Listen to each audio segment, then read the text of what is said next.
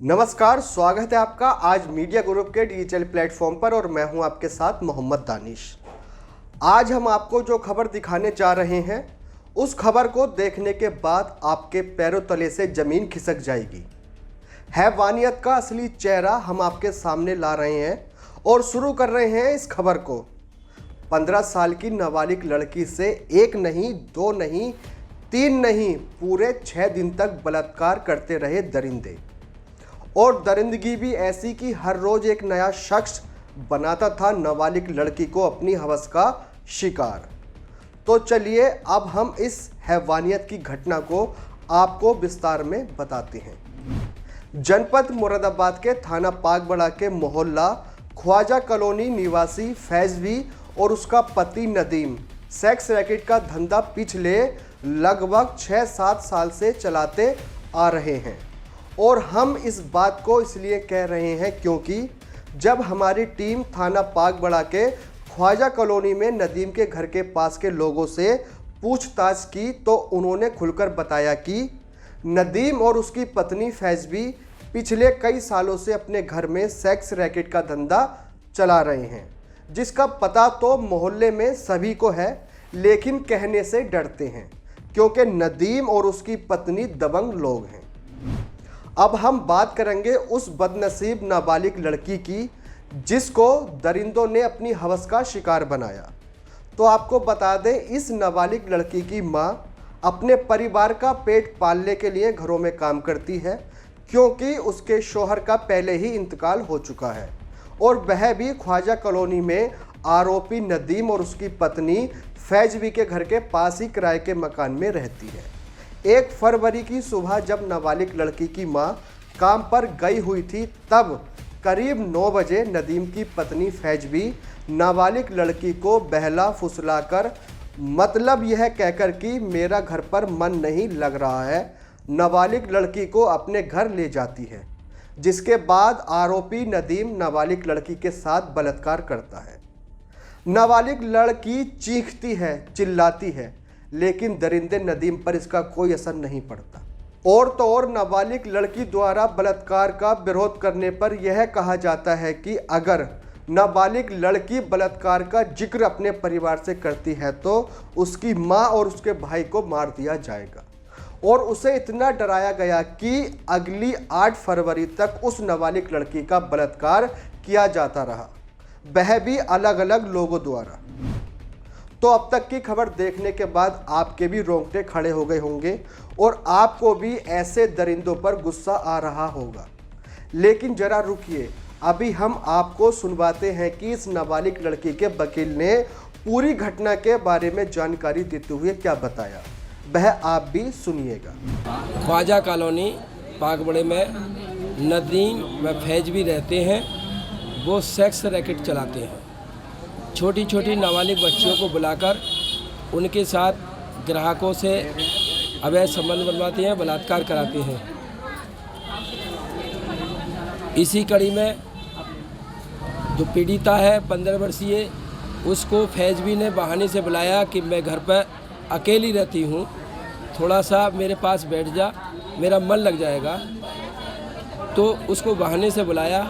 वहाँ पर उसने अपने पति से पहले उसके साथ बलात्कार कराया। जब उसको अंदरूनी चोट आई, दर्द हुआ, खून रिसाव हुआ, इससे वो डर गई। तो फैजवी ने उसको डराया धमकाया, कहीं कुछ मत कहना, अपनी माँ से मत कहना, नहीं तो हम तुझे तेरी माँ को जान से मार देंगे। और उसकी वीडियो बनवाई। उसके बाद 2 फरवरी को, 4 फरवरी को, 6 फरवरी को, 7 और 8 को अन्य व्यक्तियों को बुलाकर उसके साथ बलात्कार करवाए, डराया धमकाया, उसको गर्भ निरोधक दवाइयाँ खिलवाई गई। उसके बाद पीड़िता मेरे पास अपनी माँ के साथ आई। 9 तारीख को मैंने अपने जूनियर को भेजा, तो मेरे जूनियर नौशाद अली इंस्पेक्टर पागबड़े से मिले और दरोगा से मिले। तो दोनों ने कोई बात नहीं सुनी, बल्कि उसने लालच दिया मेरे जूनियर को कि तुम अपनी फ़ीस लो और चले जाओ।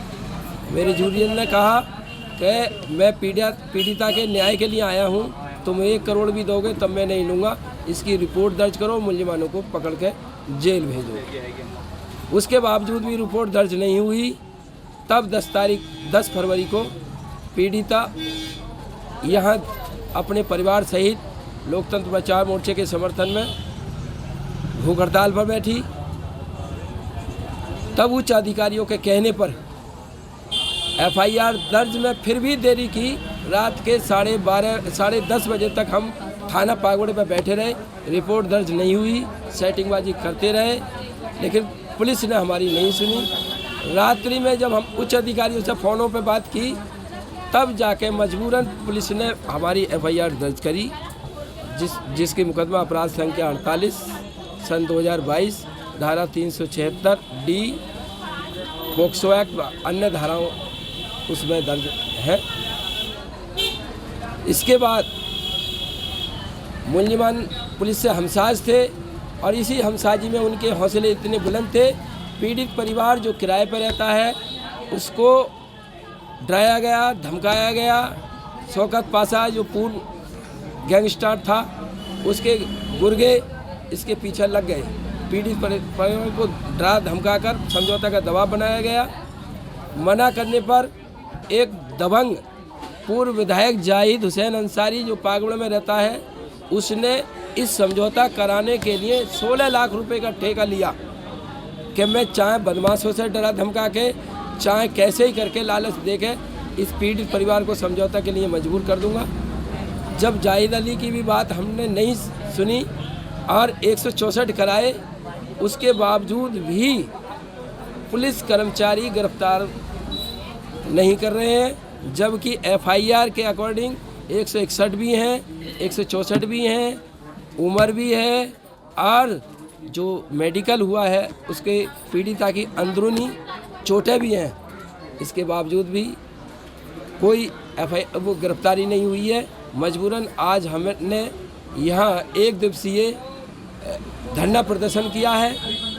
हमें SP RA ने आश्वासन दिया है कि आप 14 तारीख तक शांत रहो, 14 तारीख तक हम गिरफ्तार कर लेंगे। अगर 14 तारीख तक गिरफ्तार नहीं होते हैं तो आप हमसे आकर मिलना, अगली कार्रवाई उसके बाद की जाएगी। तो हमने SP RA के आश्वासन पर 14 तारीख तक अपना धरना स्थगित कर दिया है।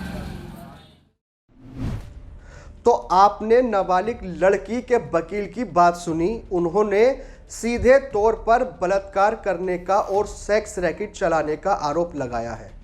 साथ ही यह भी कहा है कि आरोपी नदीम और उसकी आरोपी पत्नी फैज भी नाबालिग लड़कियों को बहला फुसलाकर अपने घर लाती थी और उन्हें सेक्स रैकेट का हिस्सा बनाती थी। फिर नाबालिग लड़कियों को डरा धमकाकर जबरन उन्हें सेक्स रैकेट का हिस्सा बनाती थी। जब नाबालिग लड़की, उसकी मां और वकील ने साफ तौर पर थाना पागबड़ा पुलिस के ऊपर भी सवाल उठाए हैं और यहां तक कह दिया है कि थाना पागबड़ा पुलिस द्वारा आरोपियों से पैसे भी लिए गए हैं, बलात्कार मामले को शांत करने के लिए या फिर समझौता करवाने के लिए। और अब हम आपको सुनाएंगे कि उस बदनसीब नाबालिग लड़की ने क्या कहा। मुझे नदीम की वाइफ ले गई थी बुला के, और फैज भी, और क्या कहना है, उसने मेरे साथ ज़बरदस्ती बलात्कार करवाया था। 7 लोग हैं और एक उसका नदीम है। अच्छा, आप उनको सबको पहचानती हैं? हाँ, सबको पहचानती हूँ। अच्छा, उसके बाद फिर अपने अपने घर वालों को क्यों नहीं बताया? उनने मुझे धमकी दी थी कि अगर तुमने अपनी मम्मी को बताया, किसी को भी बताया, तो क्या मैं तेरी मम्मी को और तुम्हारे भैया को मरवा दूंगी। तो इतनी खबर देखने के बाद आपको पता चल गया होगा कि पागबड़ा क्षेत्र के हालात बद से बदतर हो गए हैं। जिस तरह से सेक्स रैकेट चलाए जा रहे हैं, नाबालिग लड़कियों को हवस का शिकार बनाया जा रहा है, यह गंभीर है।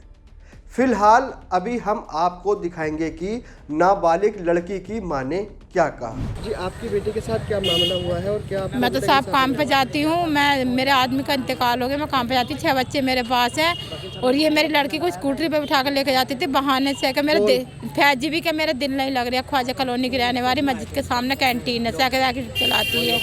मेरी लड़की को मेरे आने से पहले पहुँचा देती थी और गोलियां खिलाकर भेजती थी, चले गोली खा ले गर्म पानी से। और नदीम ने पहले बार बलात्कार नदीम ने किया, फिर उस्मान फिरदान ने किया, फिर और लोगों ने किया, उसके नाम की मुझे नहीं मालूम है, सूरत से पहचान लेगी ये लड़की। और फिर कपड़े भी अपने पहना देती थी इसे, क्या कपड़े मतलब तू अपने घर से ऐसी जाए।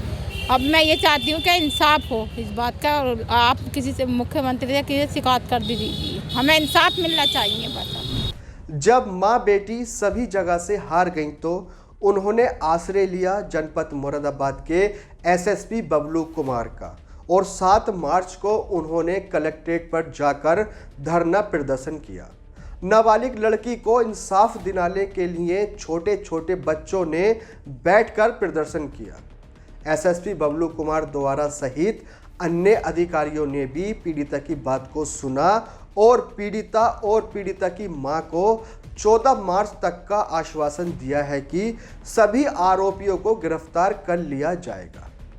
आपको बता दें, इस केस में और न जाने कितने नाम खुलने वाले हैं। हालांकि कुछ नाम नाबालिग लड़की और उसकी मां ने बताए हैं और पुलिस सभी आरोपियों को गिरफ्तार करने में लगी हुई है। अब देखने वाली बात यह होगी कि थाना पागबड़ा पुलिस 14 मार्च तक आरोपियों को गिरफ्तार कर पाएगी या नहीं, या फिर इसी तरह चकले चलते रहेंगे, इसी तरह नाबालिग की आबरू लुटती रहेगी, या फिर इसी तरह के कारोबार से जुड़े लोग तमाम लोगों को भेड़ियों की तरह नोचते रहेंगे, या फिर ऐसे घिनौने कार्य में धकेलते रहेंगे। हालांकि इस केस में अब सभी की पुलिस के आला अफसरों पर निगाहें टिकी हुई हैं। ऐसे में समाज की महिलाओं को, ऐसी पीड़ित महिलाओं को न्याय दिलाने के लिए सामने आना चाहिए। इस खबर में आगे और बहुत कुछ है और इस खबर पर हमारी नज़र बनी रहेगी और हम आपको इस खबर का हर एक पहलू दिखाते रहेंगे। फिलहाल इस खबर में बस इतना ही। शहर और राज्य की हर छोटी और बड़ी खबर देखने के लिए जुड़े रहिए आज मीडिया ग्रुप के साथ। धन्यवाद।